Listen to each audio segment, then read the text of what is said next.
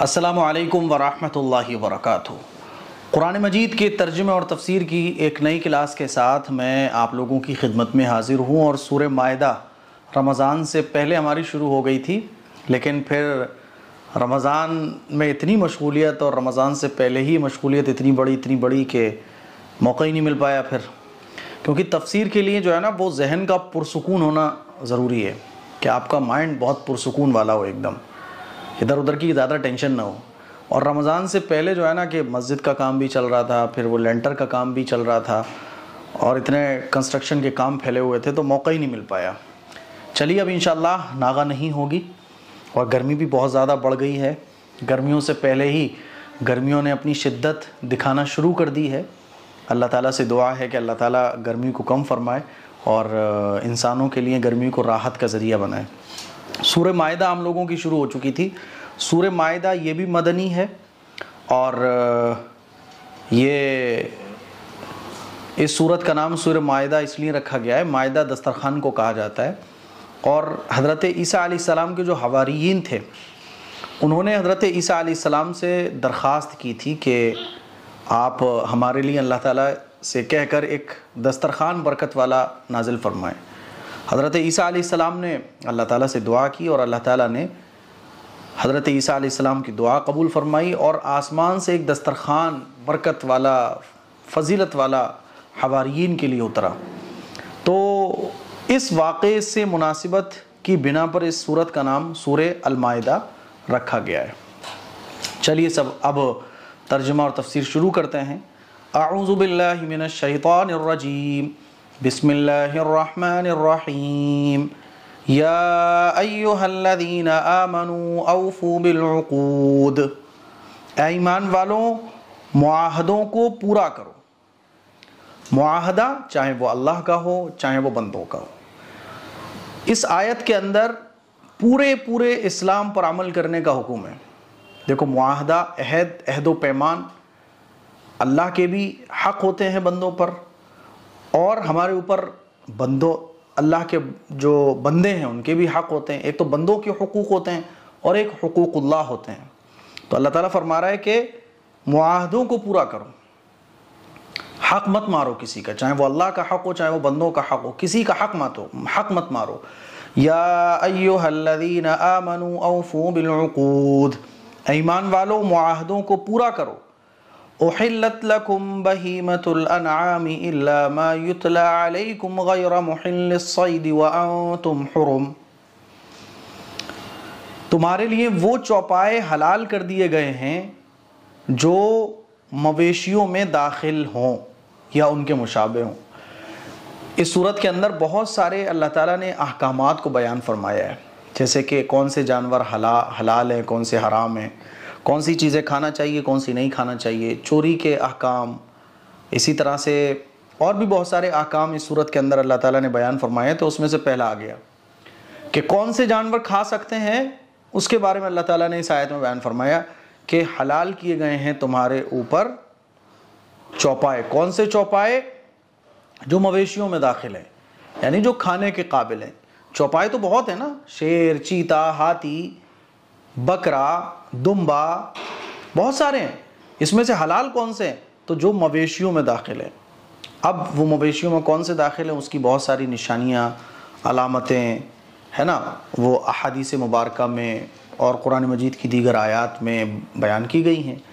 تو حلال جانور جو ہے نا وہ بالکل کلیئر ہیں کہ بھئی یہ حلال جانور، ان کو کھا سکتے ہیں، ٹھیک ہے۔ تو اللہ تعالیٰ فرماتا ہے تمہارے لیے وہ چوپائے حلال کر دیے گئے ہیں جو مویشیوں میں داخل ہوں یا ان کے مشابہ ہوں۔ الا ما یتلی علیکم غیر محل الصید وانتم حرم، سوائے ان کے جن کے بارے میں تمہیں پڑھ کر سنایا جائے گا۔ آگے آئے گا کہ کیا کیا حرام ہے، تو سوائے ان کے جن کے بارے میں تمہیں پڑھ کر سنایا جائے گا، بشرطے کہ تم احرام کی حالت میں ہو، اس وقت شکار کو حلال نہ سمجھو۔ شکار کر سکتے ہو کھانے کے لیے، لیکن احرام کی حالت میں شکار کرنا یہ جائز نہیں ہے، اور احرام کی حالت میں شکار کیا ہوا جانور بھی کھانا جائز نہیں ہے۔ ان اللہ یحکم ما یرید، اللہ جس چیز کا ارادہ کرتا ہے اس کا حکم دیتا ہے۔ ہو سکتا ہے کسی کے ذہن میں آئے کہ بھئی یہ حلال کیوں ہے، یہ حرام کیوں ہے، اس کو بھی حلال ہونا چاہیے تھا. تو اللہ تعالیٰ کیا فرما رہا ہے کہ اللہ جس چیز کا ارادہ کرتا ہے اس کا حکم دیتا ہے. ہم سب کو بنانے والا کریٹر ہے ہم.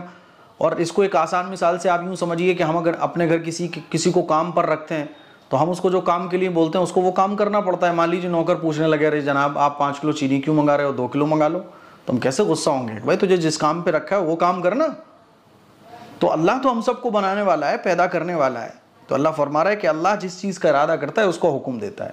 اب لفظی ترجمہ دیکھیے، یا ایھا الذین آمنوا، اے ایمان والو، اوفو پورا کرو، بالعقود معاہدوں کو، احلت حلال کیا گیا ہے، لکم تمہارے لیے، بہیمۃ الانعام، بہیمۃ چوپائے، انعام جو مویشیوں میں داخل ہوں، ٹھیک ہے، الا مگر ما وہ جانور، یعنی وہ چیزیں حرام ہیں ان چیزوں کو چھوڑ کر، یتلا جن کی تلاوت کی جائے گی، علیکم جن کے بارے میں پڑھ کر سنایا جائے گا، علیکم تمہیں، غیر سوائے اس کے، محل الصیدی کہ تم شکار کرنے والے نہ ہو، وانتم اس حال میں کہ تم حرم احرام کی حالت میں ہو، یعنی تم احرام کی حالت میں ہو اس وقت شکار کو حلال نہ سمجھو، ٹھیک ہے.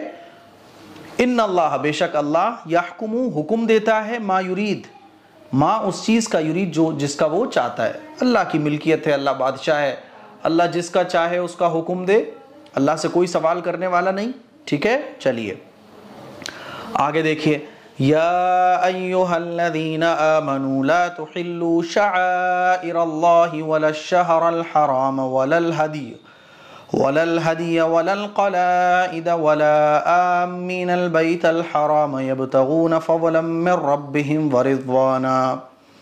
اس آیت میں اللہ تعالیٰ نے بہت ساری چیزوں کا احترام کرنے کا حکم دیا. دیکھیں اے ایمان والوں، نہ اللہ کی نشانیوں کی بے حرمتی کرو. اللہ کی نشانیاں کون کون سی ہیں؟ صفا اور مروہ ہے نا. صفا مروہ کے بارے میں بڑے غلط عقیدے مشرکین مکہ نے رکھے ہوئے تھے، تو اللہ تعالیٰ کہہ رہا ہے کہ اللہ کی نشانیوں کی بے حرمتی نہ کرو، ٹھیک ہے. ولا الشہر الحرام، اور نہ حرمت والے مہینوں کی. قابل احترام مہینے 4 ہیں، ذی قعدہ، ذی الحجہ، محرم اور آپ کا رجب. تو ذی قعدہ، ذی الحجہ، یہ 4 مہینے حرمت والے ہیں، یعنی ان مہینوں میں جنگ نہیں کر سکتے آپ، یہ قابل احترام مہینے ہیں. تو ان 4 مہینوں میں اللہ تعالیٰ کہہ رہا ہے کہ ان 4 مہینوں کا احترام کرو، ادب کرو. ولل ہدی، ہدی کہتے ہیں کہ حج اور عمرے پر جانے والے جو لوگ ہیں نا، وہ قربانی کا جانور ساتھ لے کر جاتے تھے، تو اس جانور کا بھی احترام کرو. یعنی اب جو قربانی کے لیے جانور لے کے جا رہا ہے تو ان جانوروں کو مت مارو، اور حج اور عمرے پر جانے والوں کو پریشان مت کرو. زمانہ جاہلیت میں احترام کیا جاتا تھا، تو اللہ تعالیٰ نے ان چیزوں کو بھی باقی رکھا. آگے دیکھیے، ولا القلائد، نہ ان پٹوں کی جو ان کے گلے میں پڑے ہوں. حج اور عمرے پر جو جانور لے جائے جاتے تھے تو ان کے گلوں میں پٹا ڈال دیا جاتا تھا نشانی کے طور پر کہ یہ حج اور عمرے میں قربانی کے لیے جانے والے جانور ہیں. تو ان کا بھی احترام کرو، ان کو ستاؤ مت، ان کو مارو مت، ان کا شکار نہ کرو. آگے دیکھیے، ولا آمین البیت الحرام، اور نہ ان لوگوں کی جو اللہ کا فضل اور اس کی رضامندی حاصل کرنے کی خاطر بیت حرام کا ارادہ لے کر جا رہے ہیں. یعنی جو لوگ حج اور عمرے پر اللہ کے گھر کو دیکھنے کے لیے جا رہے ہیں تو ان کو بھی نشانہ مت بناؤ، ان کو بھی ستاؤ مت. زمانہ جاہلیت میں ان چیزوں کا بڑا احترام کیا جاتا تھا، تو اللہ تعالیٰ نے ان چیزوں کو باقی رکھو اور کہا کہ اے ایمان والو، ان کا ادب اور احترام ملحوظ رکھو، ان کا ادب اور احترام کرو، ٹھیک ہے. وَإِذَا حَلَلْتُمْ فَاصْطَادُوا، اور آگے اللہ فرماتا ہے اور جب تم احرام کھول دو تو شکار کر سکتے ہو.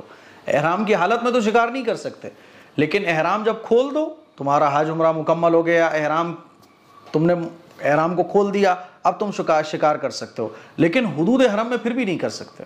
چلیے آگے دیکھیے، وَلَا يَجْرِمَنَّكُمْ شَنَآنُ قَوْمٍ أَن صَدُّوكُمْ عَنِ الْمَسْجِدِ الْحَرَامِ أَن تَعْتَدُوا، اور کسی قوم کے ساتھ تمہاری یہ دشمنی کہ انہوں نے تمہیں مسجد حرام سے روکا تھا، تمہیں اس بات پر آمادہ نہ کرے کہ تم ان پر زیادتی کرنے لگو. آپ لوگوں کو پتا ہوگا کہ صلح حدیبیہ کے موقع پر مکہ مکرمہ کے جو کافر تھے انہوں نے رسول اللہ صلی اللہ علیہ وسلم کو اور آپ علیہ الصلوۃ والسلام کے صحابہ اکرام کو حرم میں داخل ہونے اور عمرہ کرنے سے روکا تھا۔ مسلمانوں کو اس پر بڑا غصہ آیا تھا کہ بتائیے اللہ کے گھر جانے سے یہ روک رہے ہیں، اور یہ احتمال تھا کہ غم اور غصے کی وجہ سے کوئی مسلمان اپنے دشمن سے کوئی ایسی زیادتی کر بیٹھے جو شریعت کے خلاف ہو۔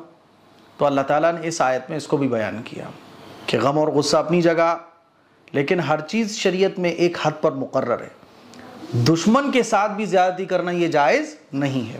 تو اللہ تعالیٰ نے اس بات کو بیان فرمایا۔ دیکھیے وَتَعَاوَنُوا عَلَى الْبِرِّ وَالتَّقْوَى، اور نیکی اور تقوی میں ایک دوسرے کے ساتھ تعاون کرو۔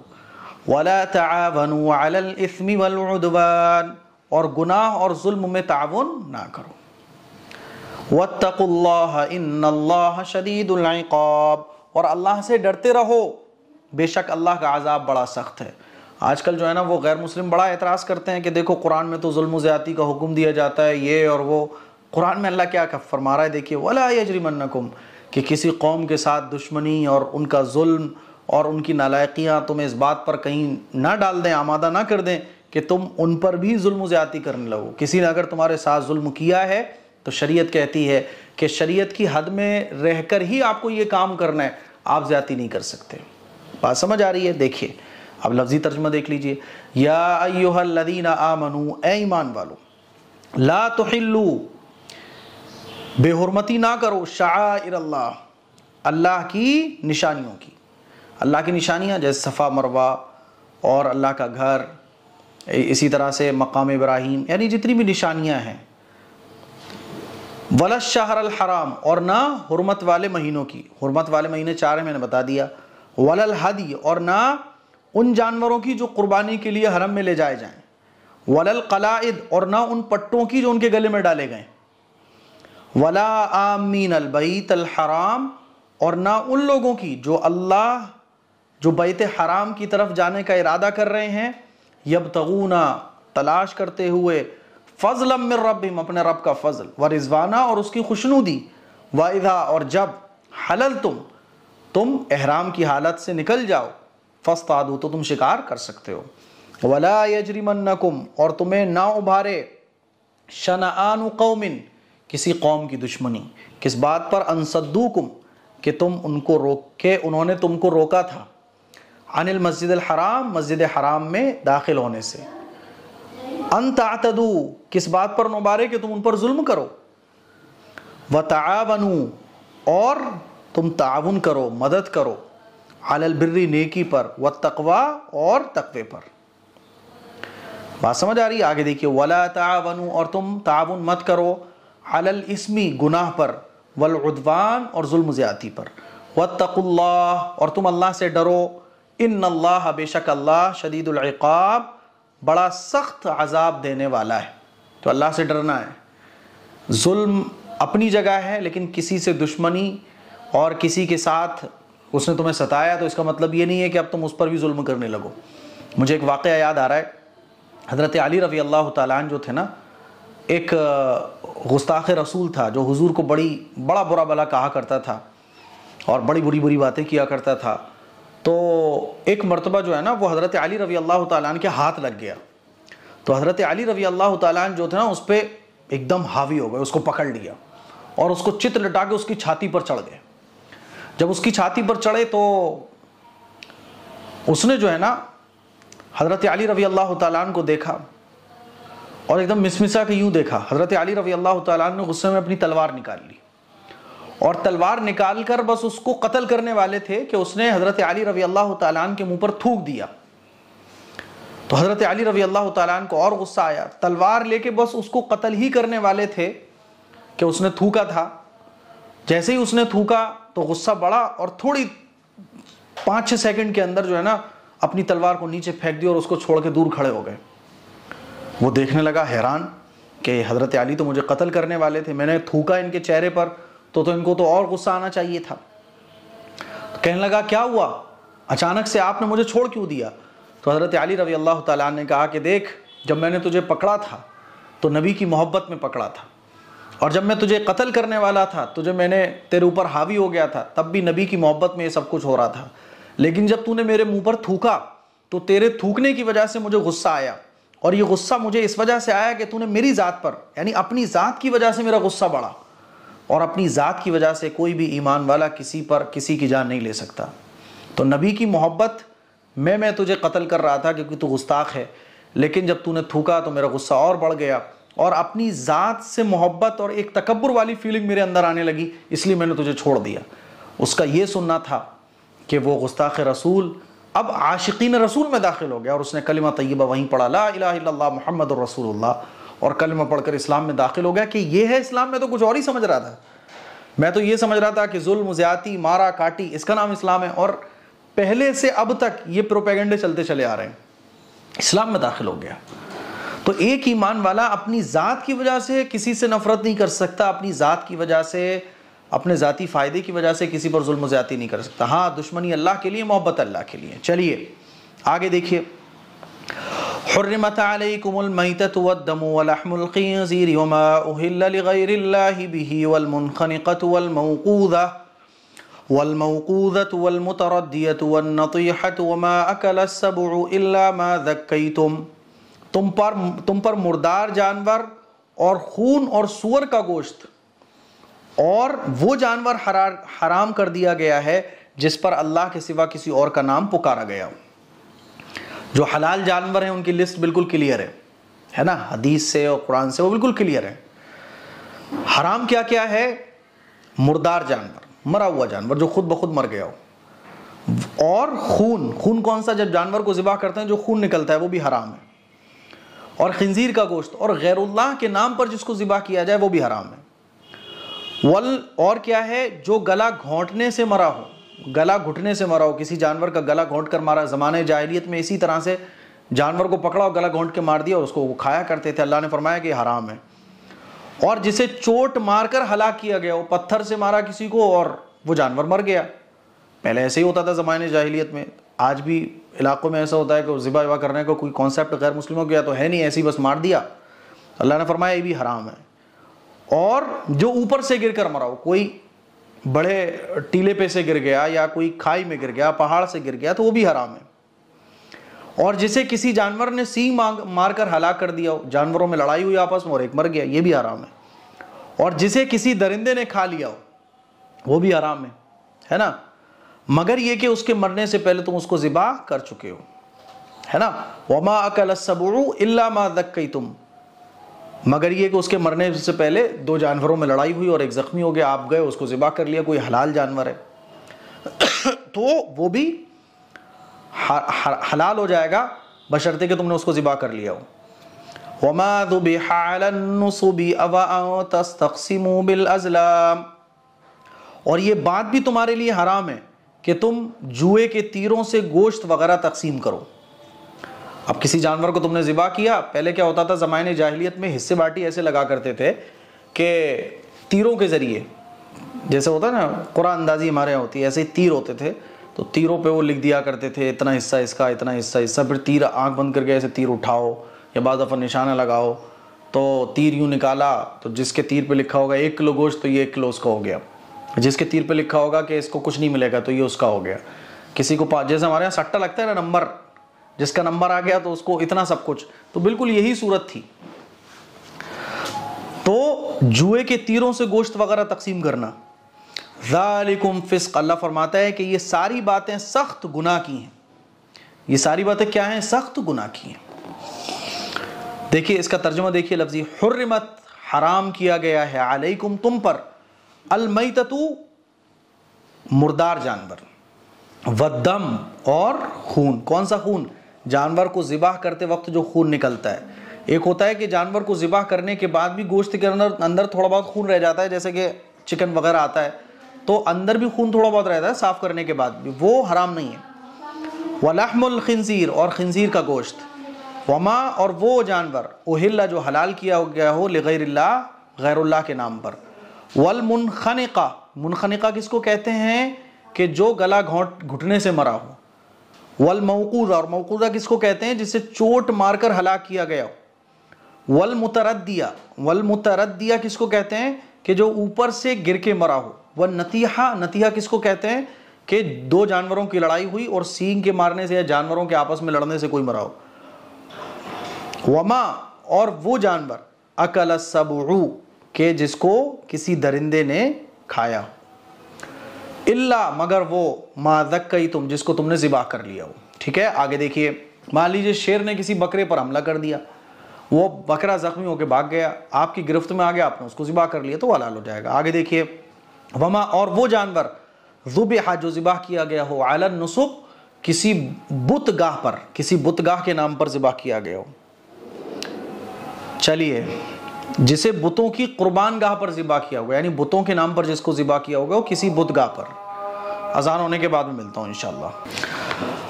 ہاں جی، تو وما ذبح، اور جو ذبح کیا گیا ہو، علی النصب، بت گاہ پر، وان تستقسموا، اور یہ بات بھی حرام کی گئی ہے کہ تم آپس میں گوشت وغیرہ کی تقسیم کرو، بالازلام، تیروں کے ذریعے، جوئے کے تیروں سے.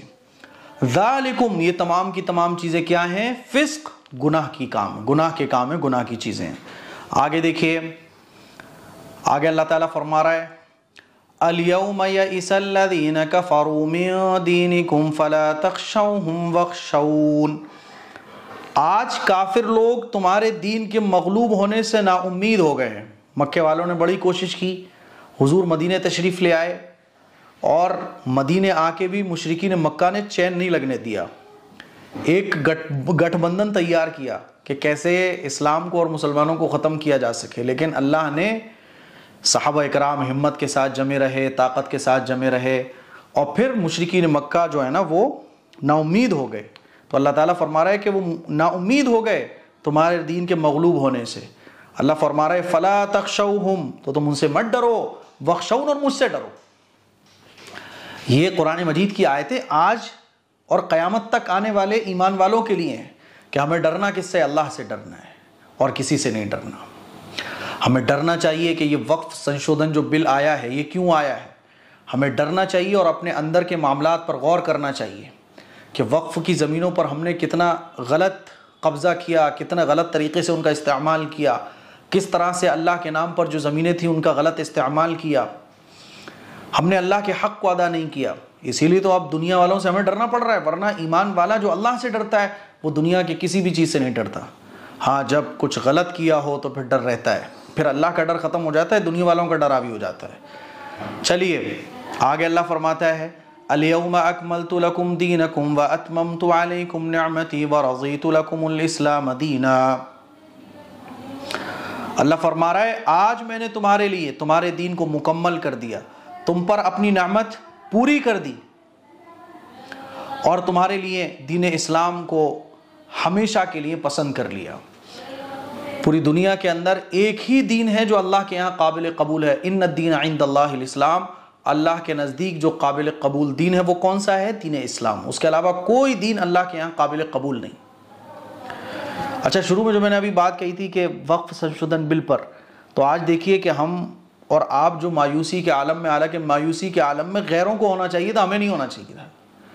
جب ہم اللہ کی بنائی ہوئی سرحدوں کو توڑیں گے، جب ہم اللہ کے بنائے ہوئے حدود کو پامال کریں گے تو دنیا والوں کا خوف آنا لازمی ہے. اور جب ہم اللہ اور اللہ کے رسول کے حکموں کی اطاعت کرتے رہیں گے تو غیروں کا ڈر اور غیروں سے جو مرعوب ہے وہ ہوگا ہی نہیں ایمان والا. آپ صحابہ اکرام کی زندگی کو دیکھ لیں. چلیے، تو اللہ فرما رہا ہے کہ آج میں نے تمہارے لیے دین اسلام کو مکمل کر دیا. یہ جو آیت ہے یہ حجۃ الوداع کے موقع پر نازل ہوئی، اور اللہ نے اپنے پیغمبر کے ذریعے یہ اعلان کروا دیا کہ ایک ہی دین ہے جس کے ذریعے خدا کو پایا جا سکتا ہے، اس کے علاوہ کوئی راستہ نہیں. فَمَنِ اضْطُرَّ فِي مَخْمَصَةٍ غَيْرَ مُتَجَانِفٍ لِإِثْمٍ فَإِنَّ اللَّهَ غَفُورٌ رَحِيمٌ. ہاں، جو شخص شدید بھوک کے عالم میں بالکل مجبور ہو جائے اور اس مجبوری میں ان حرام چیزوں میں سے کچھ کھا پی لے بشرطے کہ گناہ کی رغبت کی بنا پر ایسا نہ کیا ہو، تو بے شک اللہ تعالیٰ بہت معاف کرنے والا، بڑا مہربان ہے. یعنی یہ جو چیزیں حرام بیان کی گئی ہیں کہ یہ حرام، یہ حرام، یہ حرام، اب اگر کوئی آدمی ایسا ہے جس کے پاس حلال کھانے کو ہے ہی نہیں ہے اور وہ بھوک کی شدت میں اپنی جان بچانے کے لیے ان حرام چیزوں میں سے کچھ کھا لے، تو اللہ تعالیٰ فرماتا ہے کہ اتنی کھانے کی اجازت ہے جس سے جان بچ جائے. ہاں رغبت سے کھانا نہ ہو، حرام چیزوں کو کھانا یہ رغبت کی بنا پر نہ ہو، شدید بھوک اور مجبوری کے عالم میں۔ تو مجبوری کے عالم میں حرام چیزیں بھی مجبوری کے درجے میں اس حد تک حلال ہو جاتی ہیں جس سے وہ کام بن جائے، وہ مجبوری ختم ہو جائے۔ کوئی آدمی بھوکا ہے اور اس کے پاس حلال ہے ہی نہیں ہے، حرام آپشن ہے، اور جان جانے کا خطرہ ہے، بھوک اتنی لگ رہی ہے کہ اگر وہ نہ کھائے تو جان جا سکتی ہے، تو اتنا حرام کھایا جا سکتا ہے کہ جس سے جان بچ جائے۔ چلیے، الیوم آج، یئسا نا امید ہو گئے، کون لوگ؟ الذین کفروا کافر لوگ، من دینکم تمہارے دین سے، یعنی تمہارے دین کے مغلوب ہونے سے، فلا تخشوہم تو تم ان سے مت ڈرو، واخشونی اور مجھ سے ڈرو، الیوم آج، اکملت میں نے مکمل کر دیا، لکم تمہارے لیے، دینکم تمہارا دین، واتممت اور مکمل کر دیا، علیکم تم پر، نعمتی اپنی نعمتوں کو، ورضیت اور میں نے پسند کر لیا، لکم تمہارے لیے، اسلام کو دینن دین کے طور پر۔ آگے دیکھیے، فمنز تو جو شخص تو جو شخص مجبور ہو جائے، فی مخمصۃ شدید بھوک کے عالم میں، غیر متجانف لإثم، فی مخمصۃ، ہاں جو شخص شدید بھوک کے عالم میں بالکل مجبور ہو جائے تو اس کے لیے کیا ہے کہ ان حرام چیزوں میں سے اس کو کھانے کی اجازت ہے، غیر بشرطے کہ متجانف لإثم کہ گناہ کی طرف اس کی رغبت نہ ہو، فإن اللہ تو بے شک اللہ غفور ہے، رحیم اور رحم کرنے والا ہے۔ آگے دیکھیے، یسألونک ماذا احل لہم، لوگ آپ سے پوچھتے ہیں کہ ان کے لیے کون سی چیز حلال ہے، قل احل لکم الطیبات وما علمتم من الجوارح مکلبین تعلمونہن مما علمکم اللہ، تو آپ کہہ دیجئے کہ تمہارے لیے تمام پاکیزہ چیزیں حلال کی گئی ہیں، جتنی بھی پاکیزہ چیزیں ہیں، اور جن شکاری جانوروں کو تم نے اللہ کے بتائے ہوئے طریقے کے مطابق سکھا کر شکار کے لیے صدا لیا ہو، وہ جس جانور کو، فَكُلُوا مِمَّا أَمْسَكْنَا عَلَيْكُمْ وَاذْكُرُوا اسْمَ اللَّهِ عَلَيْهِ، وہ جس جانور کو شکار کر کے تمہارے لیے روکے رکھیں اس میں سے تم کھا سکتے ہو اور اس پر اللہ کا نام لیا کرو، وَاتَّقُوا اللَّهَ إِنَّ اللَّهَ سَرِيعُ الْحِسَابِ، اور اللہ سے ڈرتے رہو، اللہ جلد حساب لینے والا ہے۔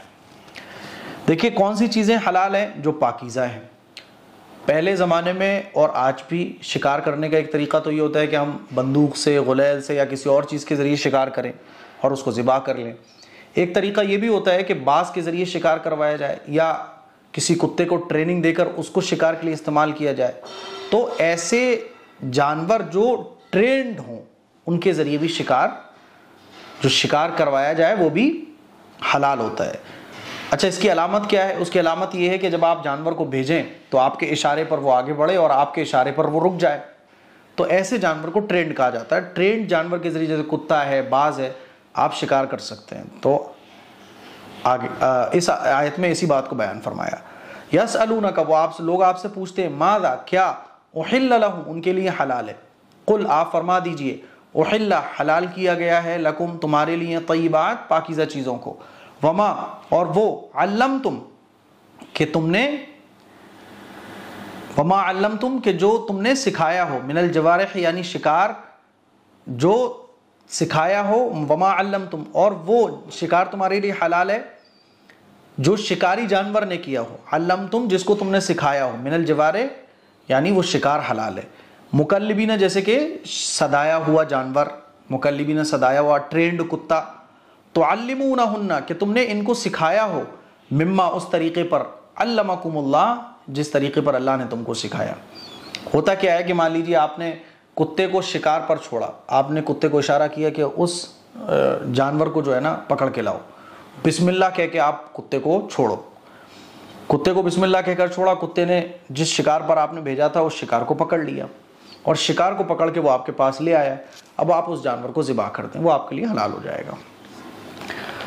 بعض لوگ کتے پر اعتراض کرتے ہیں، تو دیکھیے کتے کو ضرورت پر پالنا جائز ہے، اس مسئلے کو میں نے ایک مرتبہ کلیئر بھی کیا تھا کہ دیکھو کتے کو پالنا جائز ہے، کتے کو نہ تو انگریزوں کی طرح کتے ایک ضرورت کی چیز ہے نا. نہ تو انگریزوں کی طرح پالو آپ کہ بالکل فیملی ممبر بنا لو، نہ یہ کہ کتے کو پالنا ہی بالکل حرام سمجھو. شریعت نے ایک ضرورت پر کتے کو پالنے کی اجازت دی ہے. تو اللہ فرماتا ہے فَكُلُوا، تو تم کھاؤ، مما، اس میں سے، امسکنا، جس کو شکاری جانور نے روکا ہو، علیکم، تمہارے لیے، وَاذْكُرُوا، اور اس پر اللہ کا نام لو، اسم اللہ، اللہ کا نام لو، علیہ، ہے نا، کس پر؟ جانور کو ذبح کر، اس پر یعنی شکاری جانور کو چھوڑتے وقت اور جب آپ اس کو ذبح کرو. وَاتَّقُوا اللَّهَ، اور تم اللہ سے ڈرو، ان اللہ، بے شک اللہ، سریع الحساب، جلدی حساب لینے والا ہے. آگے دیکھیے رکوع آج کا بہت بڑا ہے. الیوم احل لکم الطیبات، آج تمہارے لیے پاکیزہ چیزیں حلال کر دی گئی ہیں. وطعام الذین اوتوا الکتاب حل لکم، اور جن لوگوں کو تم سے پہلے کتاب دی گئی تھی ان کا کھانا بھی تمہارے لیے حلال ہے. وطعامکم حل لہم، ان کا کھانا تمہارے لیے حلال ہے نا، ان کا کھانا بھی تمہارے لیے حلال ہے. وطعامکم حل لہم، اور تمہارا کھانا ان کے لیے حلال ہے. اب یہ شریعت مکمل ہو گئی نا، شریعت مکمل ہو گئی. اب جو حرام ہے وہ حرام ہے قیامت تک آنے والے انسانوں کے لیے، جو حلال ہے وہ حلال ہے قیامت تک آنے والے انسانوں کے لیے. آگے دیکھیے والمحصنات من المؤمنات والمحصنات من الذين اوتوا الكتاب من قبلكم اذا آتيتموهن اجورهن محصنين غير مسافحين ولا متخذي اخدان. نیز مومنوں میں سے پاک دامن عورتیں بھی، اور ان لوگوں میں سے پاک دامن عورتیں بھی تمہارے لیے حلال ہیں جن کو تم سے پہلے کتاب دی گئی تھی. یعنی اہل کتاب کس کو کہتے ہیں؟ یہودی اور عیسائی. ان کے ساتھ نکاح کرنا ان کی عورتوں کے ساتھ ایمان والوں کے لیے جائز تھا. لیکن اب یہ اہل کتاب ویسے نہیں رہے، اب تو یہ بہت سارے کفر اور شرکیہ چیزوں میں مبتلا ہو چکے ہیں.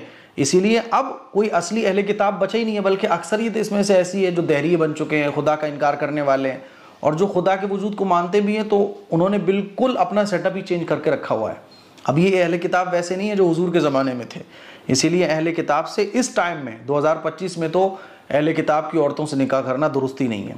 ٹھیک ہے، یہ اس وقت کی بات ہے، یا کوئی ایسا اہل کتاب مل جائے جو واقعی میں اہل کتاب ہو تو پھر اجازت ہے، لیکن بہرحال بچنا بہتر ہے. ٹھیک ہے، چلیے.